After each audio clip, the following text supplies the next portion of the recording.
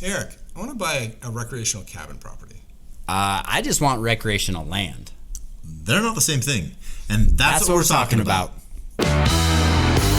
Welcome to the Utah Real Estate Show podcast, the show where two agents and a lender teach real estate best practices by talking through mistakes we've seen and made. So the interesting thing, the difference between land and cabin property is they're different loan types entirely. If you're doing land that will have nothing on it, you're going to get a land loan. It's a different product. So recreational land is going to be different than, say, a lot here in the city? Actually, a lot in the city, if you're not going to put a home on it, it would be the same type of loan as recreational land. Hello and welcome to another episode of the Utah Real Estate Show. I'm Tyler Cazier, Utah Real Estate Agent. Jason Christiansen, mortgage lender. Aric Wiszt, Utah Real Estate Agent. Tonight we're talking about the difference, not the sameness, between cabin property and recreational property. So, recreational land and recreational cabin. There's all that different stuff. Right. Let's break this down again real quick. What is the definition of cabin property? Because place you can build a cabin. Here's the thing. A cabin, because if it doesn't have a cabin, it's recreational. So, that's a good point. I have friends that has said a cabin is not even a secondary home. It is a vacation spot that you can access most of the year, whether it's by dirt roads or snowmobile or something. I also have other friends that say, no, a cabin is just a home in the woods or in the desert. Like up Park City. And they just call them cabins. Yeah. And the reason why I kind of want to talk a little bit, those are two different things, because those, I believe, and correct me if I'm wrong, can be two different homes or two different loans. Right. One is I can access year-round, no problem, live in. Right. That's just another one loan. I can't. Right. And the other thing is insurance goes up because year-round access is a thing. That's how they kind of categorize it. Mm-hmm. So if I can get a fire truck up there all the way around, my risk as an investor is lower. Now you can insure anything, but it's a little bit harder to insure a property that you can't save if something happens to it, right? Okay. So you can do loans on both of them, conventional financing on either one, but it's a little bit more tricky to do it if you don't have year-round access. Okay. So, and that's year-round access by a fire truck. It's like, I have year-round access, I snowshoe in. Right there. Like, I know of so you have several... To have a paved road that is plowed. Well, not paved. It just has to be able to get to it. That you have because, to I know 12 months a year. There are a bunch of, not far from here, down in Fairview, very famous spot for good cabin properties with cabin homes. Some people live there year-round. I know a few, even in the snow, they live there year-round. And they're advertised year-round access because it is year-round access. Mm-hmm. But the gates to majority of the land is shut once snow starts. You cannot get a vehicle, without tracks on it. Yeah. That's the rule. In the HOA, it says no wheeled vehicles, period. Oh, wow. No four-wheelers unless it has a track, because they don't want to rut the roads, big ruts in the snow, which makes sense, and those roads are super nice.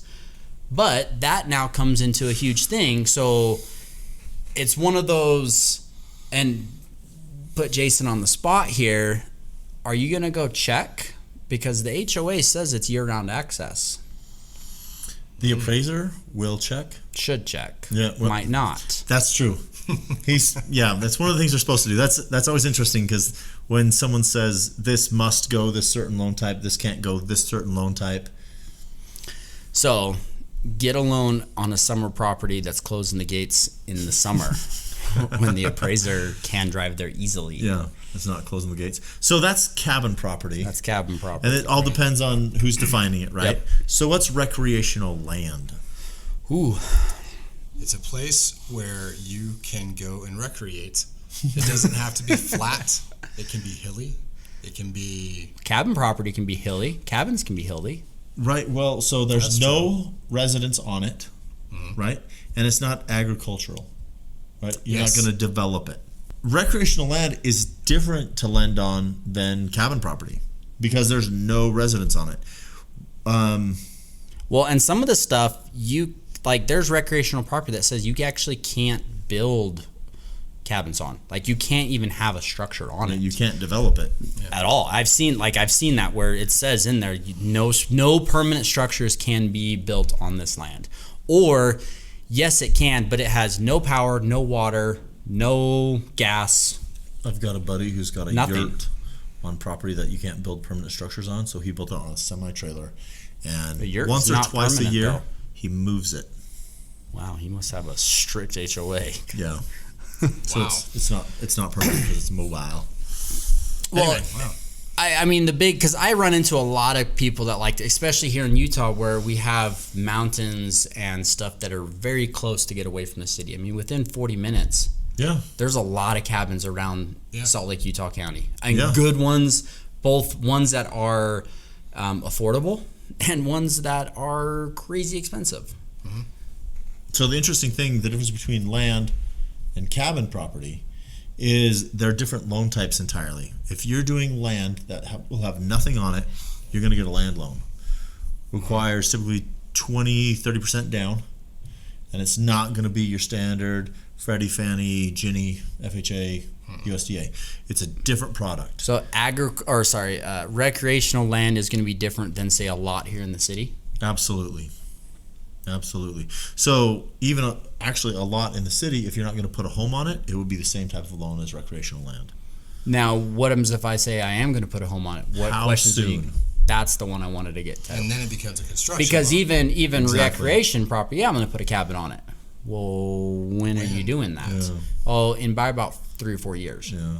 And it's common for construction loans to be a 9-month loan with a 3-month extension. That's kind of like at a year, everybody wants that closed out. So if you're not planning to build a permanent structure on the property within the next 12 months, you're pretty well, if you need a loan, that has to be a land loan. Or do a cash out refi on your primary residence, because you're most likely going to get a cheaper rate and better terms on a real property loan, one with a house. That's a very clever tip. So on a recreation land or just, a lot loan, what are your kind of standard terms? Like, are there standard terms? Like, percentage down? 20 or 30% down is kind of the norm. Okay. Are you typically quite a bit higher on interest rates? A little bit. Just a little bit on those. Like half a point or a point? I don't do them. I refer every single one of them out. I don't do land loans. So people are like, hey, I want to do this. And then I say, this is who you want to talk to. And then they say, hey, would you do it? I don't want to put that much down. And I say, no. I need a house. I lend on houses. Because your investors say no. Yeah. They don't. That's the niche that they're not in. Typically, you don't have people in the same space. Like, you don't typically have people making loans on homes and loans on land. They're typically specialized. Right. Well, even at the credit union, you'll have the house places and the land people. Yeah. Well, and one big thing just to bring up too with that, like if you're planning on buying some of this, you should talk to us, because I know a lot of recreational land is done seller finance.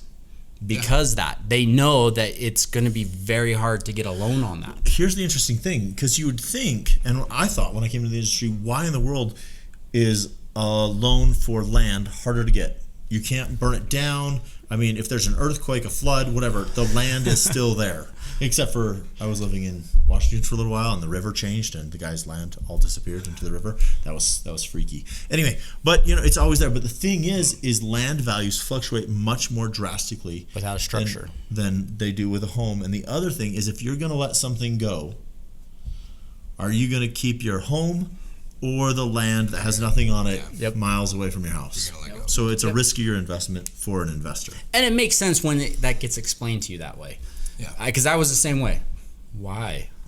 It should be cheap. The other thing is, how long does land sit on the market? A lot longer. So it's harder to move. Longer. Yeah. Bigger costs if you're foreclosing on it. And something else to think about. A lot of people think about the loan before they go out and look at something like that if they need to get a loan. But the very first time I ever went out to go preview or tour land, I went in a car. That was a terrible idea. I barely made it to the land that I was supposed to be showing. And the other guy that was coming out had a much more rugged and durable vehicle that made it out there just fine.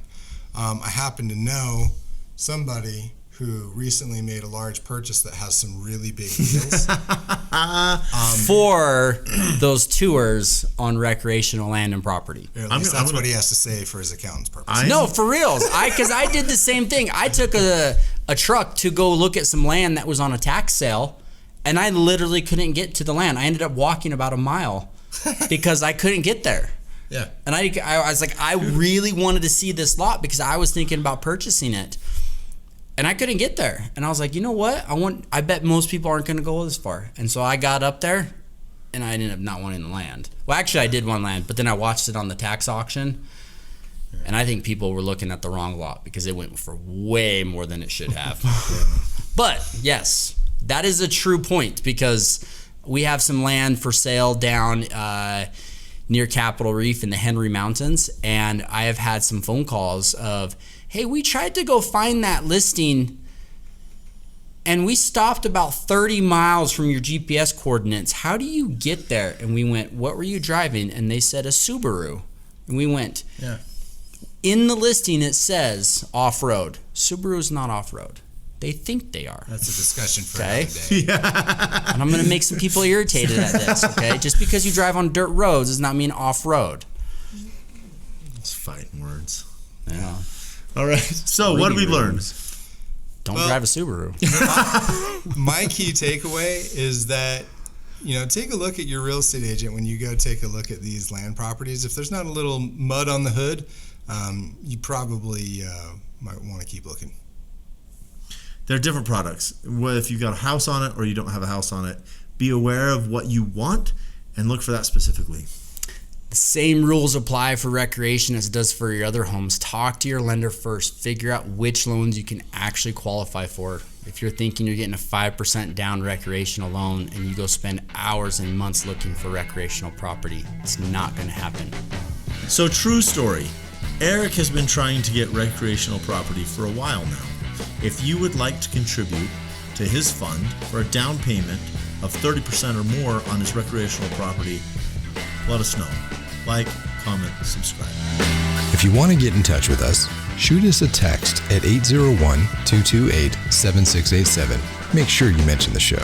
You can email us at theutahrealestateshow@gmail.com. You can watch this show on YouTube, and you can listen on Apple Podcasts, Spotify, or wherever you get your podcasts. If you learned something, or if you really love this show, give us a like on YouTube and drop a rating on Apple Podcasts or wherever you listen. The Utah Real Estate Show is a production of Hive Collective at Presidio Real Estate with support from Security Home Mortgage. The NMLS number for Security Home Mortgage is 178787. The NMLS number for Jason Christiansen is 240472, Equal Housing Lender. Not only is this not legal or investment advice, but you should definitely talk to a pro before you make any real estate decision. Every situation is different and should be considered in context. Copyright Jason Christiansen, Aric Wiszt, and Tyler Cazier. All rights reserved. Talk to you next week. On with the show. But they don't drop the F-bomb, right? No. But everything else? But it's... No, Charles Dickens was a famous F-bomb. But it was very... But in, like, per the movie, but it was Not very... A Christmas Carol. A Christmas Story. And it was just... It was awesome. What? It's Not real. I'm sure it is real. But Hello and welcome to another episode of the Utah Real Estate Show. This is Tyler Cazier, Utah. are they not the same? No, they're not the same. Why? That's what we're talking about. Wait, are we? You're just going to have to splice that. That was perfect. Hey, Aric, I want to buy a cabin property. What about some... Well, isn't those the same thing? Why? No? Yes? Maybe? That's what we're talking about. Okay, it needs to be tighter than that. Yeah. Yeah, Okay, I like that. That's what we're talking about. I got my bandage finger. Wait, what am I saying? I didn't say it with you. You didn't. It's all right. Was I supposed to? You don't have to. I thought you were going to. I mean, you said Let's you do it. were. No, we But don't. now we got to redo it. Okay, read it. They're not the same thing. And that's what we're talking about. Today. Oh my god. That's what we're talking about. We never That's said what we're today. talking about. Aric, I want to buy a cabin. It's beautiful. Yay! Good. Okay. Don't we usually say today? No. Might be fun. Okay. 2023. So, recreational land, recreational we have cabin. to start, dude. You get a hickey or you have an allergic reaction? Probably irritated Tyler. This didn't seem applicable until just now. I thought it was your favorite. And it said, it was just hilarious. It's this lady, she's on there and she's like, I didn't realize it, but I was in a lesbian relationship once. People ask me, like, why didn't you realize it? When I first met him, he was driving a truck, but it was borrowed. He actually drove a Subaru.